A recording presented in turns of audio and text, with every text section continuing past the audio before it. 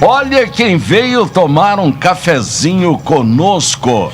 O nosso querido tá todo... Ele aposta nas redes sociais. Você não confia muito nisso daí, não?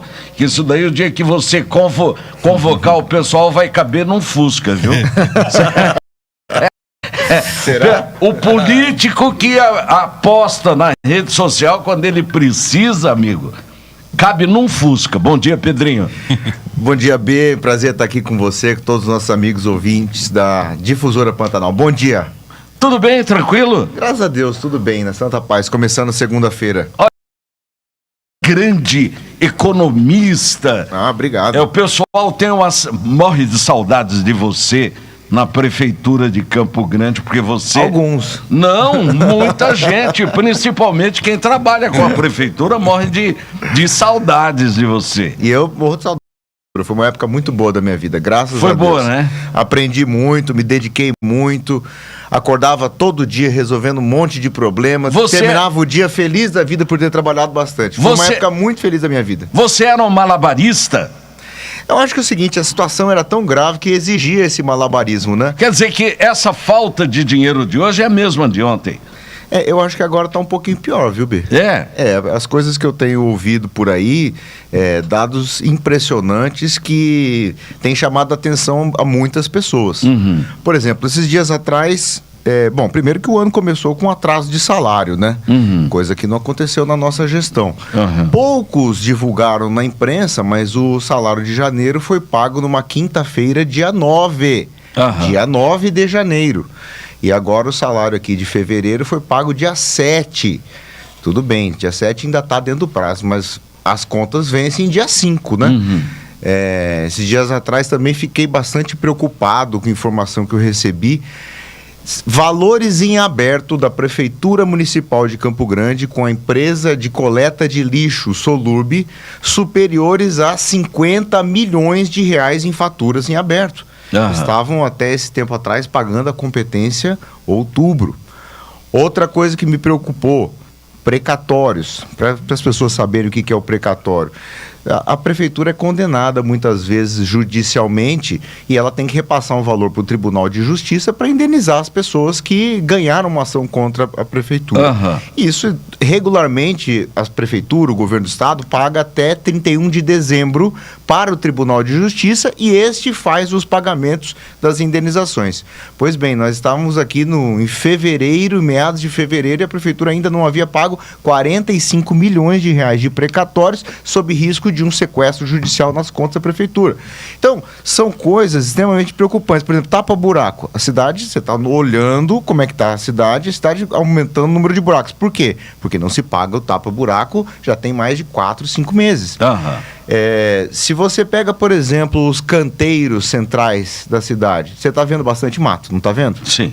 Por que tem mato ali? Não é porque a Solurb é uma empresa ruim, é porque a prefeitura não está pagando a Solurb no valor de 50 milhões de reais e pediu para que a empresa demitisse 350 funcionários que faziam a capina e a roçada. Falou a prefeitura, vou fazer com pessoal próprio. Olha lá a qualidade que está sendo feita. Então, são sintomas que mostram que a coisa, me parece, que começou não muito bem nessa gestão da Adriane. Mas antes de Solurb, a cidade era muito bem tocada, muito bem roçada, muito bem trabalhada. Quer dizer que se a Solurb morrer, não vai acontecer isso. Se a Solurb morrer hoje, Campo Grande vai voltar a virar uma floresta? Não, eu acho que tem que buscar uma nova concessionária, né? Eu acho assim, prefeitura, governo, não tem como ela tocar as coisas com pessoal próprio, às vezes. Daí você faz uma terceirização de certo serviço. Por exemplo, a coleta de lixo é feita de maneira terceirizada em todas as grandes capitais do Brasil. Salvo nas prefeituras pequenas, do interior, cidades 30 mil, 40 mil, 50 mil habitantes, ainda se faz com equipe própria, mas você pega em todas as capitais, se faz com uma empresa terceirizada, profissionalizada. No caso aqui de Campo Grande, é uma parceria público E ela faz um bom serviço. Na verdade, quem avalia isso é a população. Mais de 85% de aprovação, de ótimo e bom, etc. Então, agora, esse contrato ele não tem como funcionar bem quando a prefeitura deve 50 milhões de reais para ele. A prefeitura de Campo Grande chegou no fundo do poço, deputado? Eu acho que ainda não, porque estamos aqui, estamos em março. Março ainda é um mês que tem bastante dinheiro até na prefeitura. Ela vai começar a ficar difícil a partir do ano. Qual que é o comportamento da receita da prefeitura? Em janeiro e fevereiro, você tem o vencimento do IPTU e você tem o IPVA que você paga para o governo do estado. O IPVA, 50% vai para os municípios. Então, a prefeitura ganha parte desse IPVA. Certo. Então, janeiro, fevereiro e março, o primeiro trimestre do ano, tradicionalmente é o período de melhor quantidade de dinheiro, de recursos dentro da prefeitura, o caixa alto. Nos outros trimestres subsequentes, a prefeitura não tem uma receita tão grande, então ela vai observar déficit. Então ela tem um grande superávit no primeiro trimestre e déficit nos trimestres subsequentes, que vai começar a consumir aquela poupança do começo do ano. Então eu acho assim, se tá do jeito que tá no primeiro trimestre, quando tem dinheiro e que tradicionalmente se pagam as contas do ano passado, regulariza tudo, faz um caixa poupando para o 13º, organiza as contas, esse é o normal, janeiro, fevereiro e março. Se tá dessa dificuldade, não consegue nem pagar o passado, como é que vai ser esse ano? Deputado, mudando de assunto, vamos falar sobre política internacional que preocupa hoje o Brasil. O que o Trump está fazendo eu acho uma covardia, até porque a nível Europa, de repente descobriram que eles precisam de ter bomba atômica, um monte de bomba atômica, para se proteger, não é, da Rússia. O que vai acontecer a nível de Estados Unidos? Olha, essa é uma pergunta bem complexa. A continuar do jeito que está. O Trump veio com uma agenda que é o MAGA, né? Make America Great Again. Faça a América grande de novo. Com a ideia de... Tem jeito de fazer a América grande de novo? Bom, eu acho que a América é o maior país do mundo. Se você for olhar os dados de riqueza, de produção, o PIB norte-americano ainda é o maior do mundo, seguido da China, que vem crescendo muito rapidamente e está encostando nos Estados Unidos, na realidade, né? Tem aí, dependendo das contas, cerca de 20, 25% de diferença entre um e outro. Os Estados Unidos estão na frente, mas a China vem atrás, crescendo muito rapidamente. Existe um sentimento dentro dos Estados Unidos, da população, do eleitor norte-americano, dessa percepção de um relativo declínio da importância relativa dos Estados Unidos no cenário internacional, sobretudo pela ascensão de outros países, tais como a China, os países do BRICS, que é o Brasil, Rússia, Índia e China, que juntos têm uma população e um PIB Estados Unidos. Então, aquele cenário de hegemonia após a queda do Muro de Berlim até o começo desse século, onde os Estados Unidos figuravam apenas como superpotência global, esse cenário ele vem sendo deteriorado pelo crescimento dos países dos BRICS, dos emergentes, o sul global e principalmente a China. Então existe esse sentimento. Em segundo lugar, tem um problema nos Estados Unidos que é muito pronunciado, que é o caso da imigração, sobretudo a imigração mexicana, e uma fronteira seca que eles têm com o México imensa, que eles não conseguem controlar. Então, um fluxo muito grande de imigrantes dentro dos Estados Unidos. Então, esse sentimento nos Estados Unidos gerou um nacionalismo exacerbado que culminou, na minha opinião, na eleição do Trump. Então, o Trump vem com essa ideia de um resgate desse nacionalismo e também um certo isolacionismo dos Estados Unidos, no sentido de que eles não vão mais fazer aportes para outros aliados, porque, por exemplo, aí você mencionou o caso da Ucrânia, né? A Ucrânia, ela não é membro da OTAN. O que é a OTAN? Organização do Tratado do Atlântico Norte. Que foi criado uma aliança na Segunda Guerra Mundial para defender a Europa, certo? Então, os Estados Unidos, eles são os grandes contribuintes da OTAN. E isso aí dá uma despesa muito grande para o governo tem déficit nas contas externas, e o Trump falou, vou acabar com isso. Tá? Agora, como é que faz a transição desse modelo para o outro? Que os europeus precisam gastar recursos próprios para se defender, não há dúvida nenhuma. Porque também para eles era cômodo. Se os americanos estão bancando a conta, a França, a Itália, o Reino Unido, a Alemanha deixava de investir, enquanto os americanos tendo um déficit grande. Então, o Trump vem com essa argumentação de que o problema de segurança da Europa é também e principalmente da Europa, certo? Agora, na minha avaliação, fazer isso em meio a uma guerra como a Ucrânia, onde os americanos se prontificaram a defesa do país, eu acho que é extremamente preocupante. Por quê? Primeiro que é uma traição àquilo que eles estavam da política de suporte à própria Ucrânia. Largou um aliado. Agora, não é a questão da Ucrânia, a questão é a própria Europa. Porque se a Rússia invade a Ucrânia e consegue anexar a Ucrânia, porque a ideia original era capturar Kiev, né? Aí depois eles não conseguiram capturar Kiev lembra que iam fazer em 72 horas? Não fizeram, né? E aí começaram a apostar naquelas províncias, são 4 províncias que tem ali na fronteira da Rússia.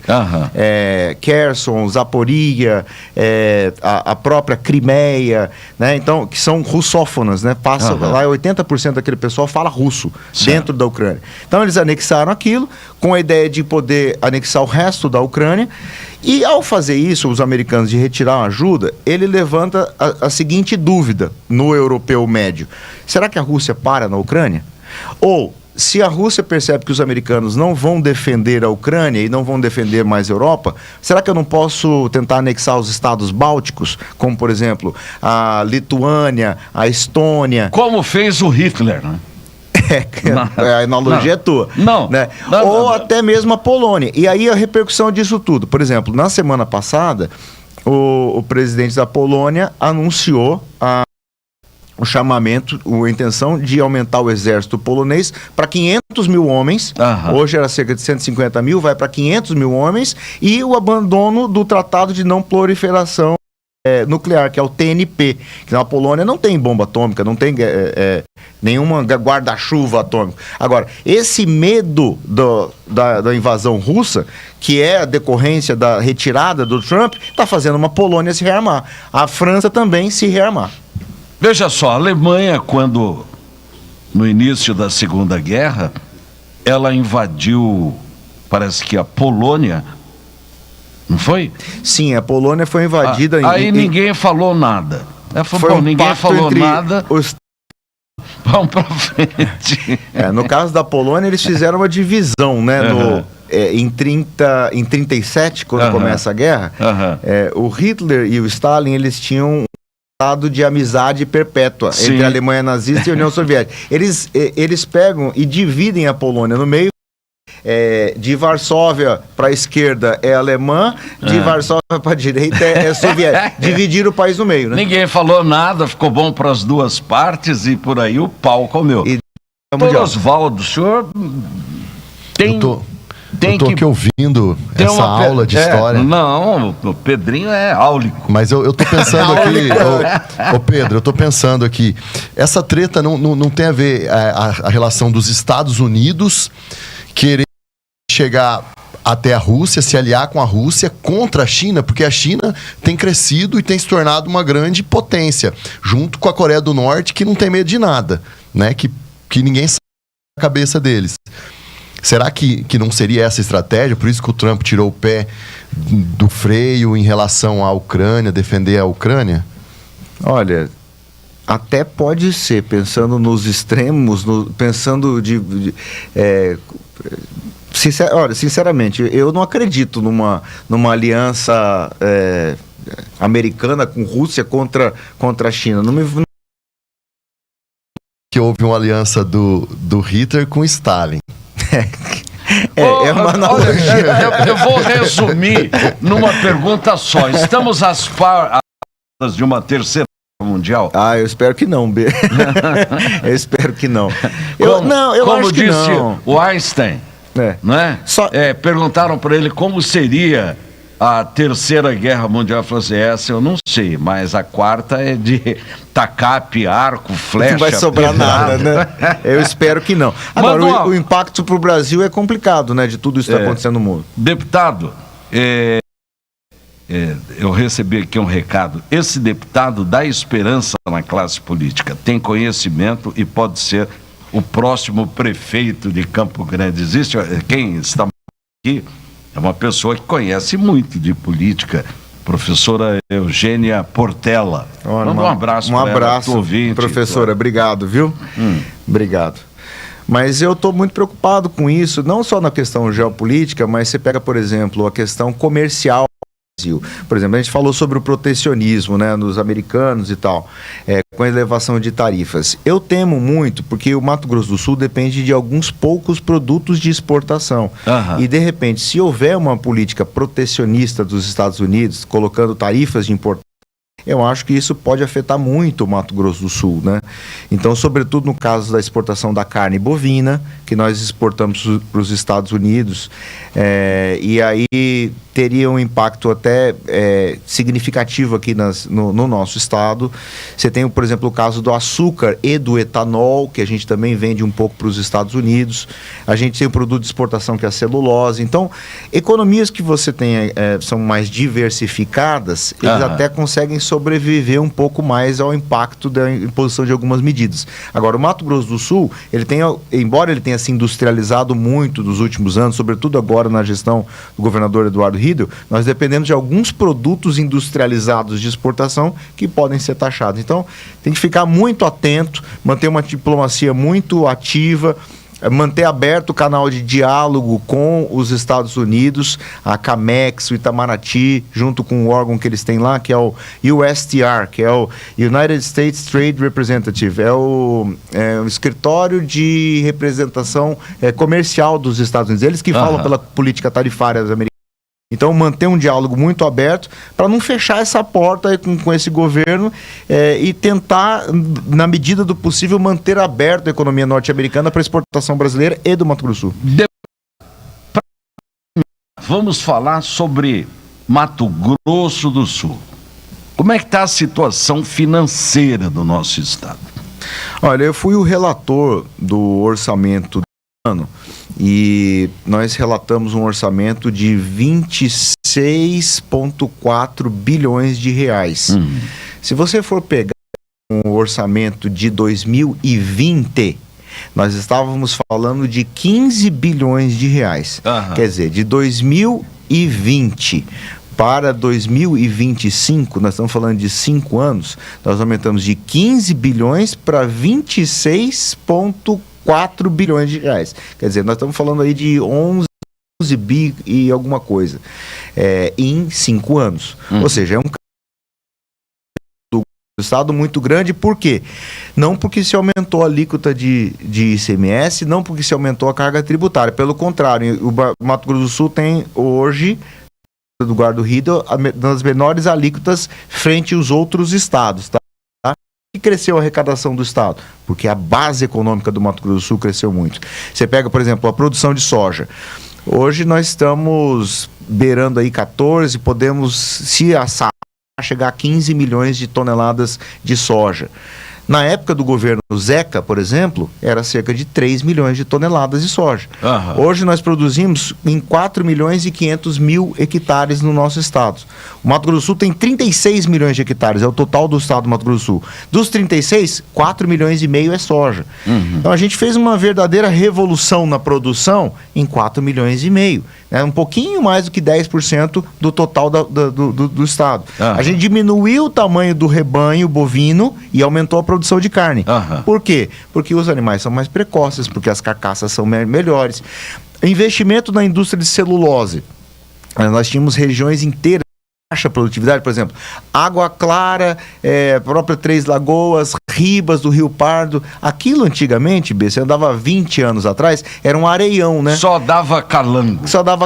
o preço da pecuária era barato, etc e tal. Descobriram o eucalipto e hoje é uma potência. Nós temos 100 bilhões de reais de investimentos industriais anunciados e eu, esse dia atrás, estive lá com a Gerolina, em Água Clara, eu fiquei impressionado da quantidade de obras dentro da cidade. A cidade é uma verdadeira revolução em termos da construção civil. Tudo está sendo construído. Então, é a economia brotando. Então, isso é que está fazendo a base econômica do Estado crescer muito e fazer com que a arrecadação do Estado chegue em 26,4 bi. Com crescimento projetado para esse ano em 4,2% da economia sul-mato-grossense esse ano, contra 2% da economia nacional. Ou seja, o dobro do ritmo nacional. Ô Pedro, eu vejo uma semelhança muito grande em relação ao gasoduto, na época que se trouxe o gasoduto, em relação com a rota bioceânica hoje. Questão de otimismo, não, vai trazer prosperidade, o Estado vai ficar próspero, vai trazer recurso.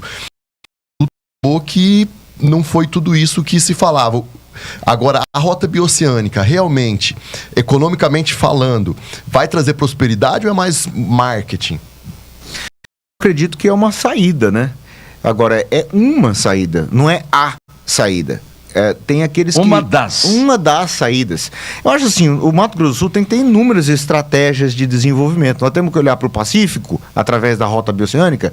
Ótimo, com certeza. Agora, não podemos esquecer do Atlântico, porque, por exemplo, nós temos uma ferrovia que desde 1914 liga Corumbá até o Porto de Santos, escoando o nosso minério, que hoje está desativada. Então, eu digo, não é que a gente tem que esquecer o Pacífico. Lógico, temos que ir com a rota bioceânica, mas não esquece também que a gente tem que olhar para o Atlântico. Temos que olhar, por exemplo, a BR-262, nós temos que duplicar. Agora vai ter um leilão, o governador Eduardo Ridel está tocando isso. A BR-163, cortando de norte a sul nosso estado, tem que duplicar também. Então, assim, são várias nossas estratégias de exportação, de internacionalização. Tem muita lição de casa que a gente tem que fazer. Você pega, por exemplo, rota bioceânica. Nós queremos internacionalizar a economia, certo? Você já viu aqui em Campo Grande alguma placa em inglês? Não. O cara vai passar aqui para a rota bioceânica, não tem uma placa em inglês nem em espanhol. Você pega, por exemplo, o ensino de inglês na rede municipal de ensino em Campo Grande e de espanhol. Olha, a gente precisa mediar muito. Deveria ser bilíngue, né? Por exemplo, as escolas privadas são as mais modernas, são todas bilíngues. A criança sai falando 2, 3 idiomas. Agora, como é que está isso na rede pública? Será que nós estamos realmente se preparando para uma internacionalização da economia do Mato Grosso do Sul? Eu vejo tanto a prefeito falando de rota bioceânica, mas eu vejo, na verdade, muito discurso e falta um pouco de ação, sabe? Falta um pouco da real estratégia para inserir o Mato Grosso do Sul e Campo Grande internacionalmente. Como diria minha tia Laura, muita água, pouco peixe. Deputado, muito obrigado pela sua presença. É sempre um prazer recebê-lo. E gostaríamos de estender mais a nossa entrevista, mas o tempo é curto. Mas hoje foi um programaço.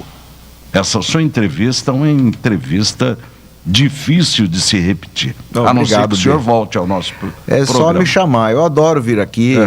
Aqui eu me sinto em casa. Você sabe que eu sou um grande admirador do seu trabalho, né, Bê? Obrigado. Também Você é sem dúvida nenhuma, um dos maiores jornalistas da história desse estado, que o seu microfone tem uma força muito grande. Os seus editoriais eu assisto quase todos os dias. Eu levo criança para a escola e no meio do caminho a gente vai colocando o B de Paula para ver. Eles adoram aquela musiquinha do começo. Então você é um cara que tem a minha admiração e pode ter certeza absoluta que tem o seu nome gravado na história do jornalismo do Mato Grosso do Sul. Muito obrigado, volte sempre. Obrigado, B, um grande abraço a você e a todos os nossos amigos ouvintes. Bom dia, boa segunda-feira de muito trabalho.